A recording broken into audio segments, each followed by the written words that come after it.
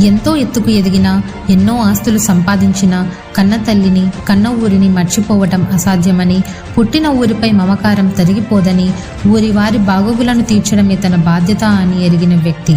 ప్రతి ఒక్కరి కష్టాల్లో, కన్నీటిలో నేనున్నా అంటూ ముందుకు వచ్చే శక్తి. కుల, మత, పర భేదం లేకుండా ప్రతి ఒక్కరిని ఆదుకోవటమే తన ధ్యేయమని గ్రామ ప్రజల మన్ననలు పొందిన ఏకైక నాయకుడు శివారెడ్డి చారిటబుల్ ట్రస్ట్ అధినేత బి నగేష్ రెడ్డి.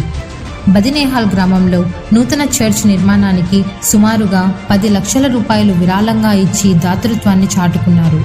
ఇదే కాకుండా వృద్ధులకు, వికలాంగులకు, అనాథలకు అనేక రకాలుగా ఆర్థిక సహాయాన్ని అందిస్తూ గ్రామంలో ప్రతి ఒక్కరిని అక్కున చేర్చుకునే నాయకుడు అనే ప్రశంసలు అందుకుంటున్నారు.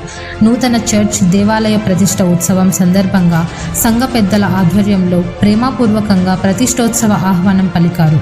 ఈ మేరకు బెంగళూరు మహానగరంలో ఉన్న నివాసంలో కలిసి ఆహ్వాన పత్రికను అందించారు.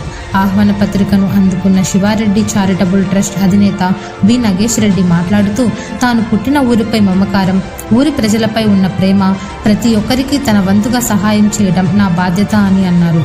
ఇదే కాకుండా ఎవరికి ఏ కష్టం ఉన్నా తన దృష్టికి వస్తే వారి కష్టాల్లో భాగంగా సాయశక్తులా తీర్చడానికి నిరంతరం శ్రమిస్తా అని అన్నారు. ఈ సందర్భంగా ప్రతి పేదవారిని గుర్తించి ఆర్థిక భరోసాను అందిస్తున్న శివారెడ్డి చారిటబుల్ ట్రస్ట్ అధినేత బి నగేష్ రెడ్డి కుటుంబంతో సహా నిండు నూరేళ్లు చల్లగా ఉండాలని, ఆ దేవుని ఆశీస్సులతో ఇంకా ఎన్నో ఉన్నత శిఖరాలను అధిరోహించాలని, ఎంతోమందికి తన సహాయాన్ని అందించాలని మనస్ఫూర్తిగా ఆకాంక్షిద్దాం.